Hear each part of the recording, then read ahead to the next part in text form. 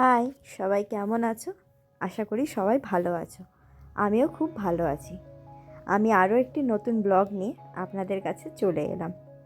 আজকে আমাদের বাড়িতে একটি ছোট্ট করে গেট টুগেদার রাখা হয়েছে। এরা সবাই কোনো না কোনো সময় ভাড়া থাকতো বা আজও ভাড়াতে আছে, তাদের নিয়ে একটা গেট টুগেদার রাখা হয়েছে। তাই দেখুন, সকাল সকাল আমার শাশুড়ি মা বেগুন কাটতে বসে গেছে, আর আমার শ্বশুর মশাই এই যে বেগুন ভাজার জন্য সমস্ত কিছু প্রস্তুতি নিচ্ছে।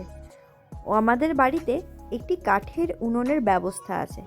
আমি যখন বিয়ে হয়ে প্রথম আসি, আমার শ্বশুর বাড়িতে যখন এই কাঠের উনুনের ব্যবস্থা দেখি বাড়ির নিচে, আমার ভীষণ ভালো লেগেছিল ওনাদের এই ব্যবস্থা দেখে। তো যাই হোক, আমাদের বাড়িতে ছোটোখাটো যখনই কোনো অনুষ্ঠান হয়, আমার শ্বশুর মশাই এই কাঠের উনুনে রান্না করতে খুব ভালোবাসেন, আর উনি রান্নাও খুব সুন্দর করেন। এছাড়াও আমার শ্বশুরমশাই বলেন যে কাঠের উনুনের রান্নার নাকি স্বাদ খুব ভালো।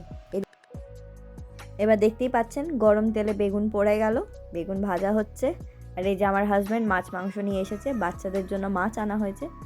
এই যে মাছ ধুচ্ছিলাম, মল্লিকা দি বললো তুমি ঠিক পারছো না, আমাকে দাও, আমি ধুয়ে দিচ্ছি। আর এদিকে দেখুন বেগুন ভাজা হয়ে গেছে, আর ওদিকে আলু পোস্তও হচ্ছে। আলু পোস্তটা সেদিন কিন্তু খুব সুন্দর হয়েছিল খেতে। এমনিতেও উনি ভালো রান্না করেন, এই বিষয় নিয়ে কোনো সন্দেহ নেই। তারপর চিংড়ি আলু পোস্ত, ওয়াও!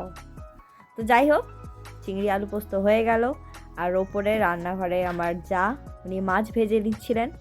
আর এখানে একজন দাদা আর আমার শ্বশুর মশাই মিলে মাংসর জন্য মশলা কষছিলেন। আমি স্নান টান করে চলে গেলাম সোজা রান্নাঘরের দিকে, নিচের রান্নাঘরের দিকে, যে কত দূর কি প্রস্তুতি হলো।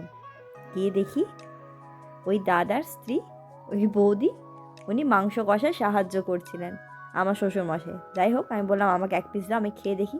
ওয়াও, দারুণ হয়েছিল খেতে। ঠিক আছে, রীতিমতো মাংসটা প্রায় হয়েই এসেছে। এবারে বাবা ভাত বসিয়ে দিলেন, কারণ ভাত না হলে তো আর কেউ কিছু খেতে পারবে না। আর এই যে আমাদের ছাদে একটা ছোট্ট করে আয়োজন হয়েছে, চেয়ার টেবিল পাতাও হয়ে গিয়েছে। আমার বাবা আর আমার হাজব্যান্ড মিলে চেয়ার টেবিলগুলো পেতেছেন। আর এই যে আমি রেডি হয়ে গিয়েছি, আমাকে কেমন লাগছে সবাই জানিও কমেন্ট করে, ঠিক আছে? আর এই যে আমার মা, মাসিমণি আর এই যে মল্লিকা দি, এরা কফি খেতে খেতে গল্প করছে। এই যে আমার হাজব্যান্ড স্নান করে রেডি হয়ে গিয়েছে।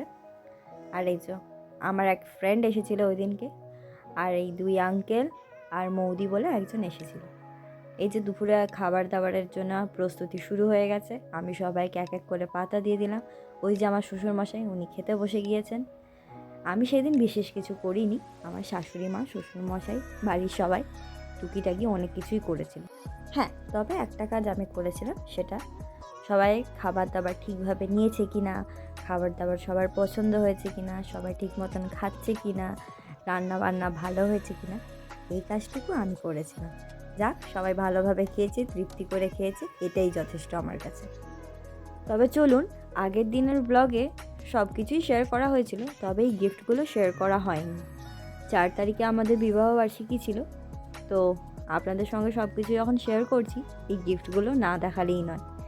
তাই এক এক করে সমস্ত গিফটগুলো আপনাদেরকে দেখিয়ে দিলাম। দেখুন তো এই এই জ্যাকেটটা কেমন হয়েছে। আর আমাকে এই কুর্তি এক দিদি দিয়েছিলেন, দেখুন এই কুর্তিটাও কেমন হয়েছে, আমার খুব পছন্দ হয়েছে। আর আমার বোন ভগ্নিপত আমাকে আর আমার হাজব্যান্ডকে খুব সুন্দর এই ঘড়িটা দিয়েছে, আমাদের দুজনের খুব পছন্দ হয়েছে। আর এক আঙ্কেল এই প্যান্টটা দিয়েছিল আমার হাজব্যান্ডকে, এটাও খুব পছন্দ হয়েছে। এই কাপ সেটটাও খুব পছন্দ হয়েছিল। আমার এক ফ্রেন্ড আমাকে এটা গিফট করেছিল আমাদের অ্যানিভার্সারিতে। এই কাপ সেটটাও আমার খুব পছন্দ হয়েছে, এই কাপ সেটটাও ভীষণ সুন্দর। আর এই রাধাকৃষ্ণের ছবিটা, ওয়াও, আমার তো ভীষণ পছন্দ হয়েছে। আর এই একটা শল, এটাও এক দিদি আমাকে গিফট করেছে, এমনিতেই আমার লাল রং খুব পছন্দ। Wow, thank you so much. আর এই সোয়েটার আর এই কার্ডিগানটাও আমার ভীষণ পছন্দ হয়েছে, আমার মা আমাদের দিয়েছিল। আজকের ভিডিওটা এই পর্যন্তই, কেমন লাগলো জানাবেন। ধন্যবাদ এতক্ষণ থাকার জন্য। দেখা হচ্ছে নতুন একটি ব্লগে। Bye bye.